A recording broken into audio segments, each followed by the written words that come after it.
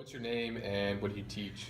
Okay, so Miss Meyer, I teach English 10 and AP English 11. If you could go anywhere in the world, where would it be and why?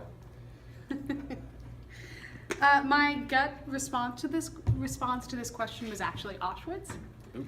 because I would like to pay homage in my respect, and I've always wanted to see it. It's memorial now. So, What is your biggest mistake and how has it impacted you as an individual? I think for me, and I've talked to some of my students about this, is I come from a dysfunctional family. That was hard for me growing up, and as a result, I didn't quite grasp the power of forgiveness or how to forgive, perhaps appropriately. So for me, I think it's not valuing family in the way that it should be valued. What do you think your biggest responsibility as a teacher is? I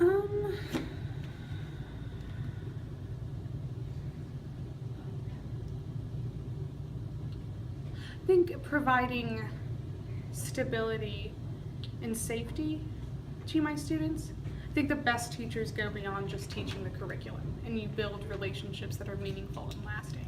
So you become, in some manner of speaking, not just a teacher, but an adult figure of importance, or something of that nature.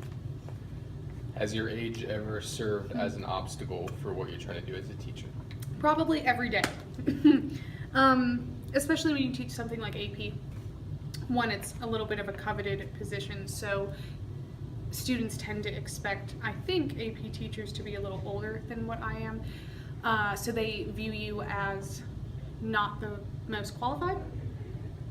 And then you have potential problems with respect, and then you have problems with the parents, because the parents may also see you as either unqualified because you're too young, or they see you as too new when they see a young face. So, If you could describe the perfect student, what are some characteristics that they would have? to me, I think the perfect student would be hardworking, creative, accountable, and I think willing to learn from their mistakes. It shouldn't be all about the grade. It should be about wanting to know for the sake of knowing. What is the most frustrating aspect of being a teacher? I would say, at least for this population, it's dealing with entitlement amongst the students, apathy amongst the students, and then also sometimes parent interaction, because that can be very difficult. What do you want students to take away from your class? My goal has always been to make students global citizens. So for me, I understand that not everybody's going to like English. People aren't going to necessarily be running home and running to the library or running to their bookshelves and picking up books. But if I can get them to think outside of themselves and make connections, that's what's the most important. What advice would you like to give rising juniors with regards to having success in your class? I would say come willing to work hard, to not make excuses for yourself, to be accountable for yourself, and to just have a good attitude. Is getting to know your students and developing a more personal relationship a big part of your goal as a teacher? Yes, I think that's actually the most important goal when it comes to teaching, because again, it's so much more than just teaching the curriculum. Because if you can build relationships with your students that are positive, and they see you as fair, they're that more willing to work for you and work with you, and then also just to have a safety net, if you can be a safety net, I should say. What quality or characteristic separates you from other people?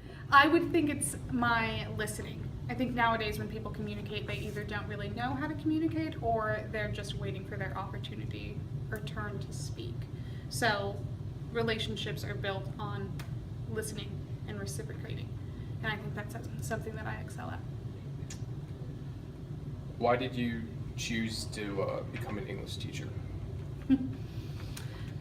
One, I love the subject matter. I always have. So the subject matter has been something for me that got me through hard times in my life. So it inspired me creatively and also helped me out emotionally.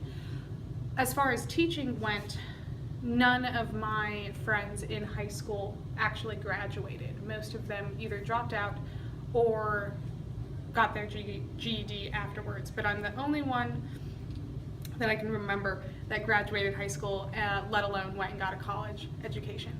So it was important to me to do something that felt meaningful and to be not just a role model, but almost a counselor in a position, or a guidance position, if you will, for high schoolers.